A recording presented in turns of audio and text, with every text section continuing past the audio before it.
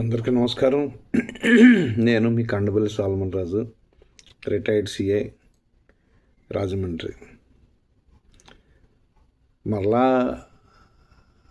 నా సోదరుల మీద నెగిటివ్గా వీడియో చేయాల్సిన పరిస్థితి నాకు దాపురించింది. నా సోదరులు అంటే నా పోలీస్ సోదరులు. మరి ఎందుకు ఇలాంటి విమర్శలకు తావిస్తున్నారో మరి నాకైతే అర్థం అవట్లే. ముఖ్యంగా ఐపీఎస్లు ఎందుకు వాళ్ళు సిఆర్పిసి ఇండియన్ పీనల్ కోడ్ సరిగా ఫాలో అవ్వట్లేదని నేను అనుకుంటా. అంటే కొత్తదైతే బిఎన్ఎస్ భారతీయ న్యాయ సంహిత, 2 బిఎన్ఎస్ఎస్ భారతీయ న్యాయ సురక్షా సంహిత, ఈ 2 ఫాలో అవ్వట్లేదేమో అని నాకు ఒక డౌటు. ఎందుకంటే చట్టాన్ని చట్టంలా చూడటం లేదు. మరి ఇన్ఫ్లుయెన్స్ అని నేను చెప్పలేను, కానీ ఏదో రకంగా సివియర్ పనిష్మెంట్ ఉండాలి నేరస్తులకి అనే భావంతో మరి ఇలాంటి ఆలోచన చేస్తున్నారేమో ఐపీఎస్ ఆఫీసర్స్ అని నేను అనుకుంటున్నా. సరే, ఈరోజు ముందుగా ఒక ఉదాహరణ చెప్తా. గతంలో ఒక 3 సంవత్సరాల క్రితం, 2 సంవత్సరాల క్రితం మారేడుమిల్లి అంటే రంపచోడవరం ఏరియాలో అక్కడ ఒక బస్సు యాక్సిడెంట్ జరిగింది. ఆ బస్సు కాదు, లారీ యాక్సిడెంట్ జరిగింది. లారీ యాక్సిడెంట్ జరిగితే దాంట్లో ఇద్దరు చనిపోయారు. సరే, అప్పుడు ఐఏఎస్పిగా ఒక ఐపీఎస్ ఆఫీసర్ ఉండేవారు. వారు ఏం చేశారంటే, ఈ లారీ యాక్సిడెంట్ని జనరల్గా అయితే ర్యాష్ అండ్ నెగ్లిజెంట్ మేనర్ కింద డెత్ జరిగింది కాబట్టి దానికి 304A ఐపీసీ వేస్తాం. తర్వాత ఓనర్ ఎక్కడో ఉంటారు. ఆ ఓనర్ని విట్నెస్గా ఎగ్జామిన్ చేసి నా లారీని పలానా డ్రైవర్ పట్టుకెళ్ళాడు, పలానా డ్రైవర్ తోలుతుండగా ఇలాగ యాక్సిడెంట్ జరిగింది అని వారితో చెప్పించుకుంటాం. అది ఇన్వెస్టిగేషన్. కానీ మరి ఆ ఐపీఎస్ ఆఫీసర్ గారు ఏం చేశారంటే, అసలు ఆ ఓనర్ని కూడా ఇందులో ముద్దాయిగా పెట్టించారు. ఆ వాహనం ఎక్కడో ఆయన ఎక్కడో ఉంటే ఆ ఓనర్ని కూడా అందులో ముద్దాయిగా పెట్టించి culpable homicide not amount to the murder, culpable homicide not amounting to the murder అంటే దీంట్లో మర్డర్ అంటే ఒక వ్యక్తిని చంపాలనే ఉద్దేశంతో, ఖచ్చితంగా చంపాలనే ఉద్దేశంతో అతని మీద చంపడం. దాంట్లో క్లియర్గా మెన్సీరియా అంటారు, దాన్ని ఉద్దేశాన్ని మెన్సీరియా అంటారు. సరే, culpable homicide not amounting to the murder అంటే దాంట్లో ఉద్దేశం ఉండదు, కానీ ఆ చర్య వల్ల అతను చనిపోతాడని మాత్రం తెలుస్తుంది ఇతనికి. కానీ అతను చంపాలని మాత్రం అతనికి ఉండదు, ఉద్దేశం ఉండదు. దానికి culpable homicide not amounting to the murder అంటారు దాన్ని. దీనికైతే మరి 10 years నుంచి లైఫ్ ఇంప్రిజన్మెంట్ వరకు ఉంటుంది. అదే హత్య అయితే మరి జీవిత ఖైదు, లేదంటే కొంచెం సివియారిటీ ఉంటే డెత్ పెనాల్టీ కూడా ఉంటుంది దాంట్లో. అది గత ఐపీసీలో. ఇప్పుడు కొత్త దాంట్లో అయితే 103 అనుకుంటా, 103 బిఎన్ఎస్ మర్డరు. తర్వాత 105 బిఎన్ఎస్ ఏమో 304 అంటే culpable homicide not amount to the murder.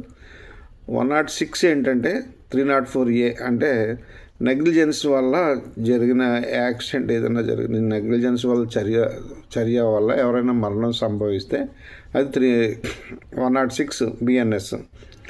దాంట్లో 106 Clause 2 కూడా పెట్టారు దాంట్లో. అదేంటంటే, ఒకవేళ అది రోడ్ యాక్సిడెంట్ అయితే ఆ రోడ్ యాక్సిడెంట్లో గాయపడిన వ్యక్తిని తీసుకెళ్ళి దగ్గరగా హాస్పిటల్లో జాయిన్ చేయకుండా, లేకపోతే ఏ పోలీస్ స్టేషన్కి రిపోర్ట్ చేయకోకుండా హిట్ అండ్ రన్ పారిపోతే మాత్రం ఆ 106 Clause 2 కింద అది పెట్టడం జరిగింది. సరే, దీంట్లో ఇప్పుడు మరి ఆ ఐపీఎస్ ఆఫీసర్ గారు ఏం చేశారంటే ఈ 304 సెక్షన్ కింద ఆల్టర్ చేయించి దాన్ని అందులో ఓనర్ను కూడా ముద్దాయిగా పెట్టించారు. అయితే రిమాండ్కి పంపించారు. మరి అదృష్టవశాత్తు ఆ రిమాండ్ మ్యాజిస్ట్రేట్ గారు, అంటే ఇన్ఛార్జ్ మ్యాజిస్ట్రేట్ రంపచోడవరంలో లేరు, ఇన్ఛార్జ్ మ్యాజిస్ట్రేట్ గారు కాకినాడ మ్యాజిస్ట్రేట్ గారు ఎవరు అనుకుంటాను. అప్పుడు ఆ కాకినాడ మ్యాజిస్ట్రేట్ గారు రిమాండ్ రిపోర్ట్ అవన్నీ చూసి వెంటనే రిజెక్ట్ చేశారు. ఇది ఎందుకు చెప్తున్నానంటే, ఇది నేను చట్టాన్ని చట్టంగా గౌరవించట్లేదు ఐపీఎస్ ఆఫీసర్లు. వాళ్ళ కింద స్థాయి ఉద్యోగుల్ని వాళ్ళ పని వాళ్ళని చేసుకొనివ్వట్లే. ఇన్వెస్టిగేషన్ అనేది మరి ఫ్రీ అండ్ ఫెయిర్ ఇన్వెస్టిగేషన్ ఉండాలి ఒక కేసులో, క్రిమినల్ కేసుల్లో.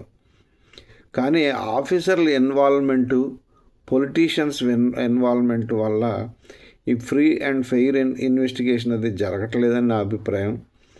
దానివల్ల ఏమవుతుందంటే న్యాయం మరి ఎక్కడా దొరకట్లేదు, దాంట్లో అన్యాయమే ఎక్కువ జరుగుతుంది. మన భారతీయ న్యాయ సూత్రం ఏంటంటే 100 మంది దోషులు తప్పించుకున్నా పర్వాలేదు, కానీ ఒక్క నిర్దోషి కూడా శిక్ష పడకూడదు అని చెప్పి మన భారతీయ న్యాయ సూత్రం. కానీ మనం ఈ ప్రస్తుతం మన చట్టాలు బాగానే ఉన్నాయి. మన పోలీసులు దర్యాప్తులు లేకపోతే రిమాండ్లకు పంపటాలు ఇవన్నీ చూస్తుంటే మరి 100 మంది నిర్దోషులు జైళ్ళకి వెళ్తున్నారు. మరి దాన్ని బట్టి ఆలోచించుకోవాల్సిన పరిస్థితి ప్రభుత్వాలు, పోలీసు ఉన్నతాధికారులు ఆలోచించుకోవాల్సిన పరిస్థితి ఉంది. సరే, ఈ సోదంతా ఎందుకు చెప్తున్నానంటే, నేను ఇప్పుడు మొన్నెప్పుడో మరి మాజీ ముఖ్యమంత్రి గారు పల్నాడు ఎక్కడో ఆయన టూర్ ప్రోగ్రాం ఉంది. ఆ టూర్ ప్రోగ్రాంలో మరి రూల్ ప్రకారం అయితే మరి ఆర్టికల్ 19 ప్రకారం ఇండియన్ కాన్స్టిట్యూషన్ ఆర్టికల్ 19 ప్రకారం ఏ వ్యక్తి అయినా సభలు, సమావేశాలు, ఊరేగింపులు లేకపోతే సంఘాలు పెట్టుకోవచ్చు. మరి వారు ఎవరినో పలకరించడానికి ఏదో ఊరు వెళ్తారు, టూర్ వేసుకున్నారు. దాని మీద పర్మిషన్ అడిగారు, పోలీసు వారిని పర్మిషన్ అడిగారు. మరి పోలీసు వారు దాని మీద ఏదో కొన్ని వెహికల్సే రిస్ట్రిక్ట్ చేసి 3 వెహికల్స్ రిస్ట్రిక్ట్ చేసి దాన్ని పర్మిషన్ ఇచ్చారట. మరి ఏదైనా న్యూస్లో చూసేదే మనం, పర్మిషన్ ఇచ్చారట. సరే, 18వ తారీఖుని ఆయన కాన్వాయ్ వెళ్తుంటే మరి ఆయన కాన్వాయ్ వెళ్ళిపోయింది. తర్వాత అక్కడ మరి రోడ్డు పక్కనే ఒక వ్యక్తి కాన్షియస్లోనే ఉన్నారు, గాయాలతో పడి ఉంటే మరి ఎవరు పట్టించుకోకపోతే అటు హైవే మొబైల్ ఏఎస్ఐ రాజశేఖర్ అట ఆయన పేరు, హైవే మొబైల్ ఏఎస్ఐ గారు అక్కడ చూసి వెంటనే అక్కడ ఉన్న వాళ్ళని లోకల్గా వాళ్ళని అసిస్టెన్స్ తీసుకుని ఆటో ఎక్కిద్దామని తీసుకుని వెళ్ళారు. ఈ లోపల ఆయనే 108కి ఫోన్ చేసి అంబులెన్స్కి ఫోన్ చేశారు, రప్పించారు. అయితే అందులో మరి వీడియోల్లో వస్తున్న, సోషల్ మీడియాలో వస్తున్న, సర్క్యులేట్ అవుతున్న వీడియోల్లో ఆ ఏఎస్ఐ గారు కూడా యూనిఫామ్లో క్లియర్గా కనబడుతున్నారు. ఎందుకంటే ఆ ఇంజూర్ని మోసుకుని వెళ్తున్నారు అటువైపు. సరే, అక్కడ దిగిన తర్వాత అంబులెన్స్ వచ్చింది. అంబులెన్స్ వచ్చే ముందు మరి ఆ ఇంజూర్డ్ ఎవరైతే రంగయ్య గారు ఉన్నారో ఆ రంగయ్య గారు ఆయన మెలకుగానే ఉన్నారు, కాలు మీద కాలు వేసుకుని హాస్పిటల్కి వెళ్ళాలి అంటున్నారు ఆయన. మరి అప్పటికి కాన్షియస్లోనే ఉన్నారు. మరి ఆయన మరి హాస్పిటల్కి తీసుకెళ్ళడం జరిగింది అంబులెన్స్లో. గుంటూరు జీజీహెచ్కి వెళ్ళినప్పటికీ అది బ్రాడ్ డెడ్ అని అక్కడ డాక్టర్స్ సర్టిఫై చేశారు.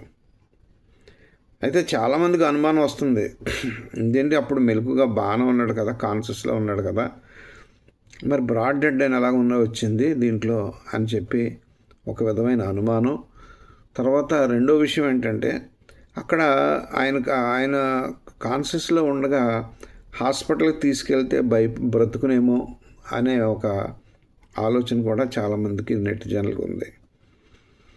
ఇందులో మరి పోలీస్ చేయాల్సిన పనుల్లో మరి ఏఎస్ఐ గారు బాగానే స్పందించారు, రెస్పాన్సిబిలిటీ తీసుకొని బాగానే స్పందించారు, 108ని పిలిచారు. కానీ ఆయన చేతిలో వెహికల్ ఉంది, హైవే మొబైల్ ఉంది ఆయన చేతిలో. హైవే మొబైల్స్ మరి ఏర్పాటు చేసింది గవర్నమెంట్, ఏర్పాటు చేసింది ఎందుకు? కేవలం కేసులు పెట్టడానికి, లేకపోతే పశువుల ట్రాన్స్పోర్ట్లు ఆపడానికి, దీనికే కాదు. ఇలా ఇంజ్యూర్డ్ ఉంటే ఖచ్చితంగా 108కి రావడం లేట్ అవుతే దాన్ని ఆ ఇంజ్యూర్డ్ని షిఫ్ట్ చేయడం కూడా వారి బాధ్యతే. కానీ మరి ఆ ఏఎస్ఐ గారు అంటే బహుశా ఆయనకి తోచి ఉండదు, భయం కంగారులో. ఈ లోపల 108 వచ్చింది, తీసుకెళ్లారు, బ్రాడ్ డెడ్ అని రాయడం జరిగింది. సరే, ఇది 18వ తారీఖు జరిగింది.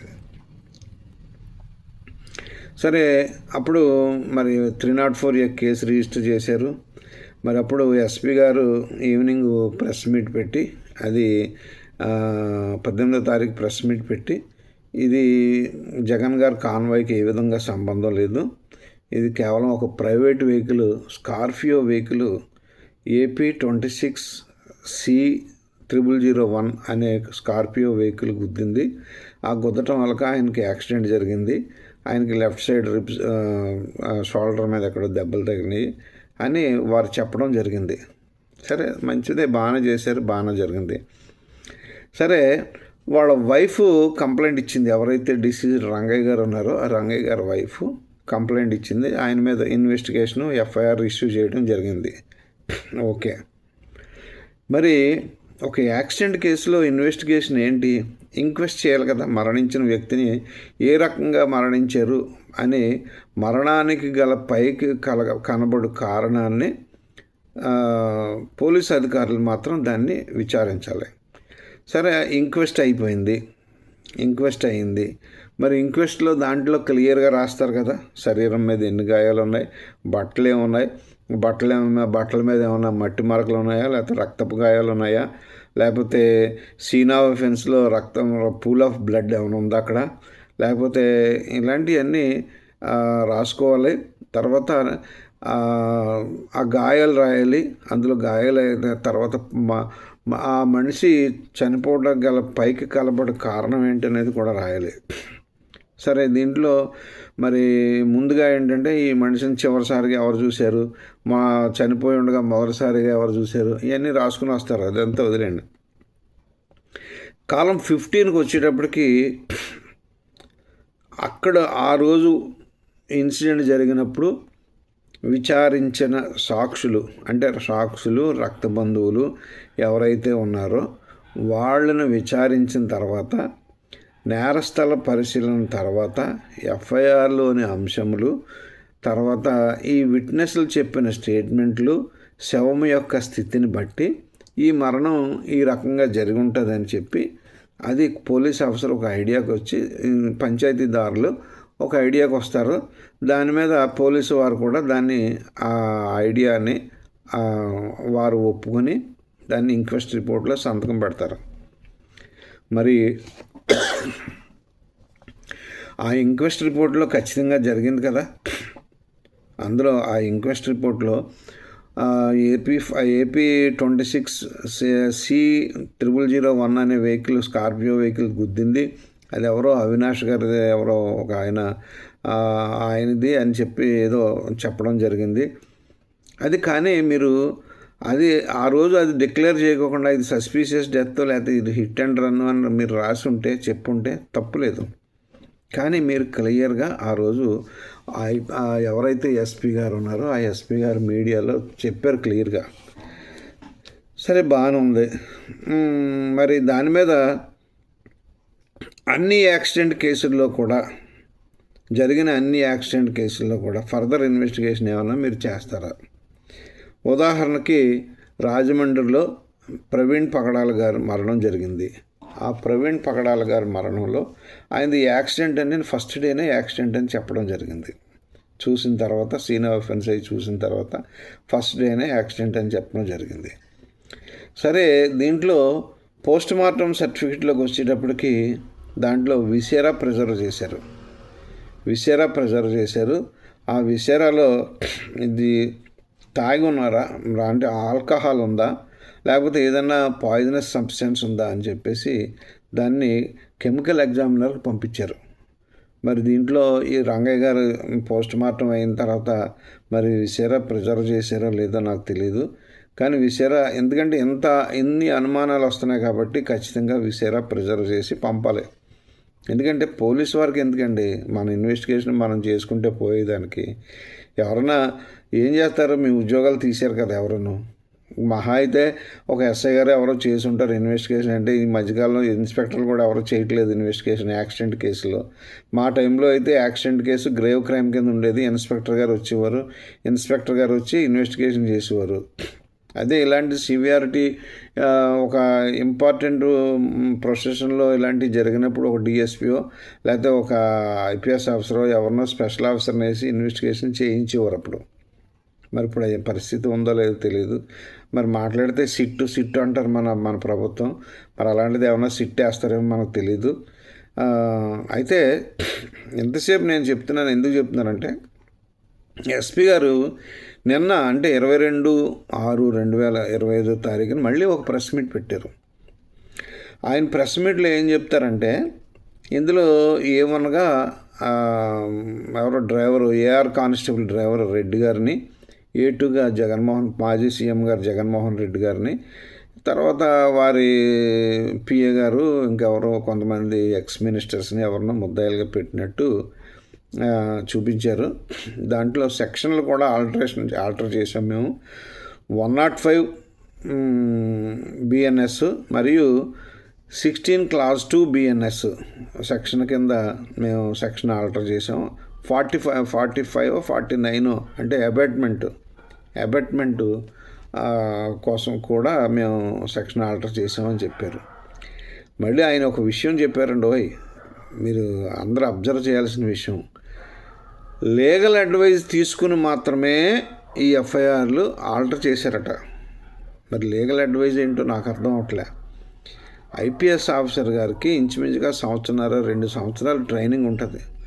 వాళ్ళకి ఖచ్చితంగా Indian penal code, criminal procedure code, AP police manual, తర్వాత ఇండియన్ ఎవిడెన్స్ యాక్టు, తర్వాత ఫిజికల్గా ప్రాక్టికల్ ఇన్వెస్టిగేషను, ఇవన్నీ వారందరికీ ఇస్తారు. అలాగే ఇన్స్పెక్టర్ గారు కానీ ఒక హెడ్ కానిస్టేబుల్ కానీ ఇంక్వెస్ట్ ఎలా చేయాలి, ఇన్వెస్టిగేషన్ ఎలా చేయాలి అన్నిటికి కూడా ట్రైనింగ్ ఉంటుంది. ఎఫ్ఐఆర్ ఇష్యూ చేయడం కూడా అందులో మనం ఎఫ్ఐఆర్ ఇష్యూ చేయడానికి, కేసులో సెక్షన్ ఆల్టర్ చేయడానికి లీగల్ అడ్వైస్ తీసుకోవడం ఏంటండి, నాకు అర్థం కాదు. ఒకవేళ లీగల్ అడ్వైజ్ ఎప్పుడు తీసుకోవాలంటే, మరి మీకు తెలుసో తెలీదో నాకు తెలీదు, as per AP police manual legal advise ఎప్పుడు తీసుకోవాలంటే ఒక కేసును ప్రాసిక్యూట్ చేసి ఛార్జ్షీట్ పెట్టేటప్పుడు ఆ ఛార్జ్షీట్కి ఇంకా ఏమైనా ప్యాచ్ వర్క్ ఏమైనా ఉందా, ఇన్వెస్టిగేషన్ చేయాల్సింది ఏమైనా ఉందా అని ఒక ఆ ఏపీపీనో పీపీనో కన్సల్ట్ చేస్తే అప్పుడు ఆయన లేదు పర్వాలేదు దీనికి బాగానే ఉంది అని అప్రూవల్ ఇవ్వచ్చు. అంతవరకు మాత్రమే లీగల్ అడ్వైజ్ తీసుకునేది. అంతేగాని నేనేం సెక్షన్లు వేయాలి, నేనేమి ఇన్వెస్టిగేషన్ చేయాలి, నేను ఎలా ఇన్వెస్టిగేషన్ చేయాలి, ఎలా లెటర్స్ రాయాలి, ఎలాగా ఇంక్వెస్ట్ చేయాలి, ఇవన్నీ లీగల్ అడ్వైజర్ని అడిగాను, లీగల్ అడ్వైజర్ చెప్పాడు అంటే కుదరదండి. రేపు పొద్దున ఏదైనా తేడా వచ్చిందంటే ఎవరైతే ఐఓ ఉన్నాడో దాని మీద సంతకం ఎవరు పెట్టారో వారే దానికి బాధ్యులు. అంతేగాని ఎవరు ఏపీపీ గారు చెప్పారండి, లేకపోతే పీపీ గారు చెప్పారండి, లేకపోతే ఎక్స్పీపీ గారు చెప్పారండి, లేకపోతే మా ఎస్పీ గారు చెప్పారండి అంటే ఊరుకోరండి, కోర్టు ఊరుకోదు. స్టిచ్చెస్ పాస్ చేస్తుంది దాంట్లో. ఇప్పుడు ఈ మధ్యకాలంలో స్టిచ్చెస్ కూడా పాస్ చేయట్లేదులేండి. యథారాజే తదా ప్రజలాగా ఉంది. అంత కోర్టులు అలాగే ఉన్నాయి, పోలీస్ ఆఫీసర్లు దర్యాప్తులు అలాగే ఉన్నాయి. మరి ఆయన చిత్రంగా లీగల్ అడ్వైజ్ తీసుకునే మేము ఈ ఆల్టర్ చేసాం ఈ సెక్షన్ అని అంటున్నారు. అది అంతా మరి దారుణమైన విషయం అని నేనైతే అనుకుంటున్నా. ఎందుకంటే ఎస్పీ గారు అంటే జిల్లా పోలీస్ అందరికీ ఆయన ఇన్వెస్టిగేషన్ గైడ్ చేయాలి, ఆయన ప్రొసీజరల్ చూడాలి, ఇవన్నీ చూడాలి. సరే, ఇందులో ఎవరిని ముద్దాయిలుగా పెట్టారంటే 3 కార్లకి పర్మిషన్ ఇచ్చారట. దానివల్ల కాన్వాయ్ ఉంది. మిగిలిన వాళ్ళందరూ జనమల ఇంతమంది జనం వచ్చేసారు. వాళ్ళని కంట్రోల్ చేయడానికి వాళ్ళెవరో కూడా ఎవరైతే ఆర్గనైజ్ చేశారో వీళ్ళే ఈ జనాలందరూ పూలప్ చేశారు అని పెట్టారు. మీరు మీ స్టేట్మెంట్స్లోనే చెప్తున్నారు 14-17 చెక్ పోస్టులు పెట్టామని. 14-17 చెక్ పోస్టులు అంటే మీ లెక్క ప్రకారం ఒక చెక్ పోస్ట్కి పోనీ ఒక ఇన్స్పెక్టర్, ఒక 2 ఎస్ఐలు, లేకపోతే ఒక 10 మంది కానిస్టేబుల్స్ని పెట్టుంటారు. ఎందుకంటే ఇప్పుడు ఆపాలి కదా, జనాలను ఆపాలి కదా, పెట్టుంటారు. మరి ఇంతమందిని ఆ చెక్ పోస్టుల దగ్గర వేస్ట్ చేసే బదులు ఒక మాజీ ముఖ్యమంత్రి గారు ఆయన నేనేమి జగన్మోహన్ రెడ్డి గారికి ఫేవరెట్ కాదు, నేను వైఎస్ఆర్సీపీ సపోర్టర్ని అసలు కాదు. కాకపోతే నేను కేవలం being a police officer, retired police ఆఫీసర్గా నేను వేసే ప్రశ్నలు ఇవి. మీరు 14-15 చెక్ పోస్టులు పెట్టామని చెప్పారు. ఆ 14-15 చెక్ పోస్టులు మీరు చెక్ పోస్ట్ పెట్టడానికి గల కారణం ఏంటి? మీరు చెక్ పోస్టులు పెట్టడానికి కారణం కేవలం అక్కడ విజిటర్స్ని ప్రివెంట్ చేయడం కోసమే పెట్టామని చెప్తున్నారు మీరు. మరి వెహికల్స్ని ఆపాలిగా, ఆయన కూడా వచ్చే వెహికల్స్ని ఆపాలిగా, మరి దాన్ని ఎందుకు ఆపలేదు? అది ఆపడం జరగదని అందరికీ తెలుసు, ఐపీఎస్ ఆఫీసర్లకు కూడా తెలుసు. కాకపోతే ఏంటి, ఎవరి కన్నీళ్ళు తొడడం కోసం వాళ్ళని ఇవన్నీ ఏర్పాట్లు చేస్తుంటారు మా వాళ్ళు. మరి ఈ 14 చెక్ పోస్టులు 15 చెక్ పోస్టులు ఉన్న సిబ్బందిని ఎవరైతే ఈ మాజీ సీఎం గారు వెళ్ళేటప్పుడు ఆయన మార్గంలో కానీ, లేకపోతే ఆయన కూడా ఒక రోప్ పార్టీ కానీ ఇవన్నీ వేసి ఉంటే ఈ పరిస్థితులు ప్రస్తుతం ఈ పరిస్థితులు రావుగా. ఇప్పుడు ప్రభుత్వానికా ఒక ప్రతిపక్ష నాయకుడి మీద మీరు ఇల్లీగల్గా కేసు పెట్టారు అని ప్రజల్లో, అంటే మీ టీడీపీకి సంబంధించిన మీ సొంత పార్టీలు టీడీపీ, బీజేపీ, జనసేనకు మాత్రం సంతోషంగానే ఉంటుంది, బాగానే పెట్టారు, వీడికి తీరాలి వీడిగానే అనుకుంటారు. కానీ సామాన్యంగా మధ్యస్థంగా ఉన్న వాళ్ళకి మాత్రం మీరు చెప్పేది రుచించట్లేదు. మరి ఇవన్నీ ఆలోచించుకొని మీరు నిర్ణయాలు తీసుకుంటే మంచిదని నేను అనుకుంటున్నా. ఇప్పటికైనా మీరు చెడు అభిప్రాయానికి మీరు ఏమనుకుంటున్నారంటే, ఇలాగ క్రియేట్ చేసి చెప్పడం వల్ల జగన్మోహన్ రెడ్డి గారికి ఆయన మీద ప్రజలకి అభిమానం పోతుంది అనే ఆలోచనలో ఉంటున్నారేమో. అది కరెక్ట్ కాదు. ఎందుకంటే మీరు తీసుకునే నిర్ణయాలు రోజు రోజుకి జగన్మోహన్ రెడ్డి గారికి దగ్గర అవుతున్నారు. ఉదాహరణకి క్రిస్టియన్స్ మొన్నటి వరకు 50% జగన్మోహన్ రెడ్డి గారి వైపు ఉండేవారు. కానీ ఇప్పుడు 90-95% మళ్ళీ జగన్మోహన్ రెడ్డి గారి వైపు వెళ్ళిపోతున్నారు. కారణం ఏంటంటే క్రిస్టియన్స్ని ఒక దొంగల్లాగా, ఒక నేరస్తుల్లాగా, మంచి నడతగా ఉండడం. ఎక్కడో ఎవరో హర్ష్ కుమార్ అనే ఆయన ఒక పబ్లిక్ మీటింగ్ పెట్టుకుంటానంటే ఆ మీటింగ్కి ఎక్కడైతే వెళ్తారని పాస్టర్లను అందరినీ మంచి నడతగా ఉండడం కోసమని మండల ఎగ్జిక్యూటివ్ మ్యాజిస్ట్రేట్ దగ్గర తీసుకెళ్ళి మీరు బైండ్ ఓవర్ చేయించడమే మీరు చేసిన పెద్ద తప్పు. మరి ఇవన్నీ మీరు చేస్తున్న తప్పులు. దట్టు మళ్ళీ ఈ జగన్మోహన్ రెడ్డి గారు ఆయన మళ్ళీ వస్తారు, లేకపోతే ఇంకోటి ఏదో చేస్తారు అనే ఉద్దేశం కాదు. మీరు ఆలోచించుకొని చట్టాన్ని చట్టంగానే ఉపయోగిస్తే మంచిది. Thank you. సరే, ఇప్పుడు మా ఎస్పీ గారు జగన్మోహన్ రెడ్డి గారిని మిగిలిన వారందరినీ ముద్దాయిలుగా పెట్టడానికి గల కారణం ఆయన చెప్పేది ఏంటంటే, డ్రోన్ వీడియోలు ఒక జగన్మోహన్ రెడ్డి గారి వాహనం గుద్దినట్టుగా ఒక వీడియో సర్క్యులేట్ అవుతుంది. దాన్ని ప్లస్ 123 వీడియోలు, మొత్తం డ్రోన్ వీడియోలు అయితే ఈ జగన్మోహన్ రెడ్డి గారి వాహనం గుద్దినట్టుగా టైరు కింద ఉన్న వ్యక్తి వీడియో ఒకటి సర్క్యులేట్ అవుతుంది. దాన్ని బట్టి మేము దీన్ని సెక్షన్ ఆల్టర్ చేసామని చెప్తున్నారు. అది మరి ఓకే, దాన్ని కాదనట్లేదు. విజువల్గా ఉండే ఎవిడెన్స్ అది, దాన్ని ఎవరో కాదనంటలేదు. కానీ మీరు తీసుకున్న అత్యంత ముఖ్యమైన సాక్ష్యం ఏంటంటే, ఒకటి ఆ జగన్మోహన్ రెడ్డి గారు కారు కింద ఎవరైతే వ్యక్తి రంగయ్య గారు ఉన్నారో ఆయన పడి ఉండటం, హెడ్ ఒకటి ఫ్రంట్ రైట్ టైర్ కింద ఆయన తల ఉండటం చూసి ఆ కారు కొంచెం ముందుకు వెళ్తుంటే ఉన్నది. అది ఆ వీడియో ఉంది. అది సరే, నేను మొన్న ప్రవీణ్ పగడాల్ గారి యాక్సిడెంట్ గురించి కేసులో నేను ఖచ్చితంగా ఇది యాక్సిడెంటే, ప్రవీణ్ పగడాల్ గారి మరణం యాక్సిడెంటే అని నేను చెప్పగలిగాను. ఎందుకంటే అక్కడ సీన్ ఆఫ్ ఎఫెన్స్ చూసి, అక్కడ పరిస్థితులను బట్టి, అక్కడున్న టోపోగ్రఫీని బట్టి ఇది ఖచ్చితంగా రోడ్ యాక్సిడెంట్, ఇది సెల్ఫ్ యాక్సిడెంట్ ఇది అని చెప్పడం జరిగింది. అయితే ఇప్పుడు మరి ఈ యాక్సిడెంట్ కూడా మరి నేను ప్రాక్టికల్గా, ఎందుకంటే నేను చాలా కేసులు చూసేవాను గతంలో, ప్రాక్టికల్గా ఆలోచిస్తే ఒక వ్యక్తి ఒక తల రైట్ సైడు చక్రం కింద, కాళ్ళు అటువైపు ఉండాలంటే, ఒకవేళ ఆ రకంగా ఉండాలంటే ఎవరైనా వ్యక్తి సపోజ్ ట్రైన్ దగ్గర మీద సూసైడ్ చేసుకోవాలనుకున్న వాళ్ళు ఒక ట్రాక్ మీద కాళ్ళు పెట్టి ఒక ట్రాక్ మీద తల పెడతారు.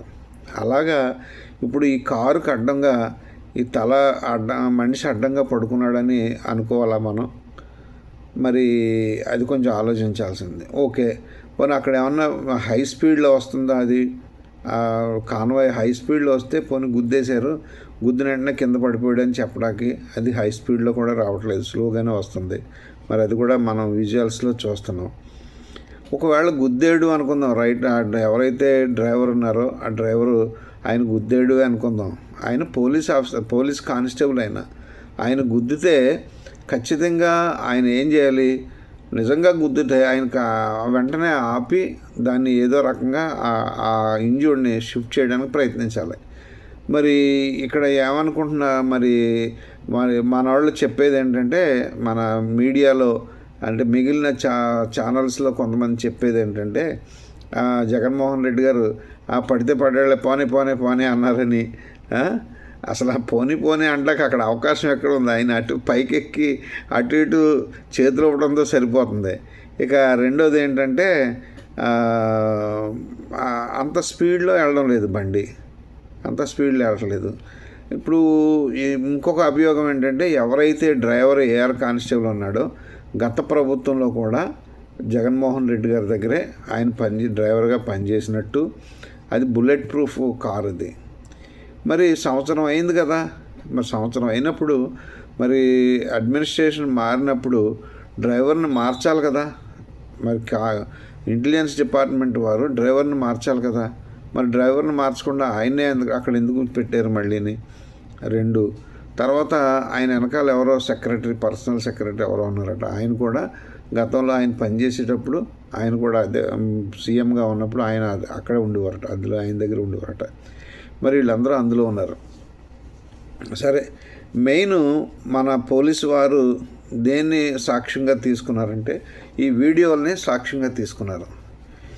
మరి ఈ వీడియో సాక్ష్యంగా తీసుకున్నప్పుడు మరి అంటే ఇన్వెస్టిగేషన్ వారికి తెలియదని కాదు, మరి ఆ వీడియో ఇప్పుడు ఏదైతే డిస్ప్యూటెడ్ వీడియో ఉందో ఆ వీడియో ఏ సెల్ ఫోన్ నుంచి జనరేట్ అయింది, లేదు ఏ సెల్ ఫోనా, లేకపోతే ఏదైనా సీసీ కెమెరా, లేకపోతే డైరెక్ట్ వీడియోగ్రఫీయా, ఎందులోంచి జనరేట్ అయినది అనేది ముందు తెలుసుకోవాలి.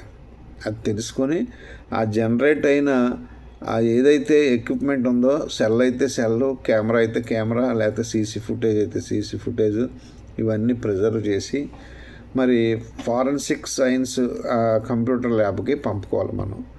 పంపిన తర్వాత ఇది డైరెక్ట్గా అందులో జనరేట్ అయిన వీడియో, లేకపోతే ఇది డిజిటల్ మార్ఫింగో, లేకపోతే ఇప్పుడు కొత్తగా వస్తుంది కదా ఆర్టిఫిషియల్ ఇంటెలిజెన్సు, తెలిసిపోతుంది. ఎందుకంటే నేను చాలా తిట్లు తిన్నా. మొన్న వార్ జరిగినప్పుడు కొన్ని యుద్ధ సన్నివేశాలు మనకి చూపించేవారు. అవి చాలా వరకు ఆర్టిఫిషియల్ ఇంటెలిజెన్స్లో మన సోదరులు అత్యుత్సాహంతో తీసి చూపించేవారు. నేను సరదాగా ఇది కొంచెం మరి ఏది ఆర్టిఫిషియల్ ఇంటెలిజెన్సో ఏది ఒరిజినల్లో యుద్ధమో మాకు తెలియట్లేదని నేను ఏదో పెడితే, నేనేదో పాకిస్తాన్కి ఫేవరెట్ అయిన వెంటనే ఇండియాకి భారతదేశానికి వ్యతిరేకం అన్నట్టుగా నన్ను తిట్టడం మొదలెట్టారు అందరూ. సరే ఎందుకురా బాబు ఈ గోల అంతా ఎందుకని ఆ పోస్ట్ తీసి పడేసా. అలాగా ఇది డిజిటల్ మార్ఫింగ్ అన్న ఉండాలి, లేకపోతే అంటే అయి ఉంటే ఏ ఆర్టిఫిషియల్ ఇంటెలిజెన్స్ కానీ అయి ఉంటే వాళ్ళు క్లియర్గా చెప్తారు. ఫారెన్సిక్ కంప్యూటర్ ల్యాబ్ వాళ్ళు చెప్తారు ఖచ్చితంగా. లేదు ఇది ఒరిజినల్ అయితే ఒరిజినలే, దాంట్లో ఆలోచన ఉంది. ఖచ్చితంగా ఆ డ్రైవర్ నెగ్లిజెన్స్ ఉంది, ఖచ్చితంగా నెగ్లిజెన్స్ ఉంది. కాబట్టి పోనీ 304 కాకపోయినా culpable homicide not amount to the murder కాకపోయినా ఖచ్చితంగా డ్రైవరు కొత్త బిఎన్ఎస్ సెక్షన్లో 106 క్లాజ్ 2 బిఎన్ఎస్ ప్రకారం ఆయన శిక్షార్హుడే, 10 సంవత్సరాల వరకు జైలు శిక్ష అది. ఎందుకంటే నిజంగా అతను యాక్సిడెంట్ అని చూసినప్పుడు అతను ఖచ్చితంగా ఇంజ్యూర్డ్ని హాస్పిటల్కి షిఫ్ట్ చేయాలి, లేదా అతనికి మెడికల్ ట్రీట్మెంట్ ఇప్పించడానికి ప్రయత్నం జరగాలి. మరి ఆ కాన్వాయ్ వెనకాల నాకు తెలీదు. మరి గతంలో అయితే ప్రతిపక్ష నేత కానీ ఇలాగ వీఐపీలు ఎవరైనా వస్తే ఖచ్చితంగా ఆ కాన్వాయ్లో ఒక ఫైర్ సర్వీస్ వెహికల్ ఉంటుంది, అంబులెన్స్ కూడా ఉంటుంది. మరి అంబులెన్స్ ఇందులో లేదనుకుంటాను. ఎందుకంటే అసలు మన ప్రతిపక్షంగానే మన ప్రభుత్వం వారు గుర్తించట్లేదు అనుకుంటా. ఒకవేళ నిజంగా ప్రతిపక్షంగా గుర్తించుంటే ఆ కాన్వాయ్లో ఈ అంబులెన్స్ కూడా ఉండేది. ఆ అంబులెన్స్ లేదు. మరి దీంట్లో మరి అందరూ అనుమానించదగ్గల కారణం ఏంటంటే, ఒకటి ఫస్ట్ ఎస్పీ గారు 18వ తారీఖు ఒక స్టేట్మెంట్ చెప్పారు ప్రెస్ మీట్లో, తర్వాత 22వ తారీఖు ఒక స్టేట్మెంట్ చెప్పారు. ఆ 22వ తారీఖు స్టేట్మెంట్లో క్లియర్గా ఆయన చెప్తున్నారు ఏంటంటే, మేము ఈ వీడియోలు ఏదైతే సర్క్యులేట్ అయ్యాయో ఆ వీడియోలను బేస్ చేసుకుని తర్వాత 123 డ్రోన్ వీడియోలు కూడా కలెక్ట్ చేసి మేము దీన్ని సెక్షన్స్ ఆల్టర్ చేసామని చెప్తున్నారు. మరి మీరు పబ్లిక్కి చెప్పక్కర్లే. మా ప్రవీణ్ పగడాల్ గారు కేసులో చూపించినట్టుగా టీవీల్లో విజువల్స్ చూపించాల్సిన పని లేదు. కోర్టు వరకు సాటిస్ఫై చేస్తే చాలు సార్ మీరు. ఎందుకంటే పబ్లిక్లో విజువల్స్ చూపించి అనవసరంగా లేనిపోని ఇష్యూస్ తలెత్తుతున్నాయి. మరి ఆలోచించుకోండి సార్. ఏది ఏమైనా ఇన్వెస్టిగేషన్ ఎవరైతే సంతకం పెడుతున్నారో ఇన్వెస్టిగేటింగ్ ఆఫీసరు, వారు కాస్త ఆలోచించి ఇన్వెస్టిగేషన్ ప్రాపర్గా జరుగుతుందా లేదా ఆలోచించి సంతకం పెట్టడం మంచిది. అంతేగాని ఎవరో ఏదో ఒత్తిడి చేశారని మీరు ఏదో చేస్తే తర్వాత మీరే ఇబ్బంది పడతారు. కాబట్టి ఆలోచించండి సార్. ఎందుకంటే నాకు కూడా సిగ్గుగా ఉంది అస్తమానం పోలీస్ ఆఫీసర్లతో తిట్లు తినడానికి. ఎందుకంటే నాకు కొంతమంది కామెంట్స్ పెడుతుంటారు. పొలిటికల్గా నన్ను జనసేన కానీ టీడీపీ వాళ్ళు కానీ చాలా దారుణంగా ట్రోలింగ్ చేస్తుంటారు నా వీడియోల కింద. అయినా కానీ నా సోదరులకి చెప్పాలి, ఇన్వెస్టిగేషన్ గురించి చెప్పాలి అని నేను సీనియర్గా బాధ్యత తీసుకుని చెప్తున్నాను తప్ప దీనివల్ల నాకు ఏమి రూపాయి వచ్చేది లేదు. నాకేం వేలాది మంది సబ్స్క్రైబర్స్ కూడా లేరు. పోనీ యూట్యూబ్ నుంచి డబ్బులు రాటకే నాకు కేవలం 300-200 మంది సబ్స్క్రైబర్స్ అంతే.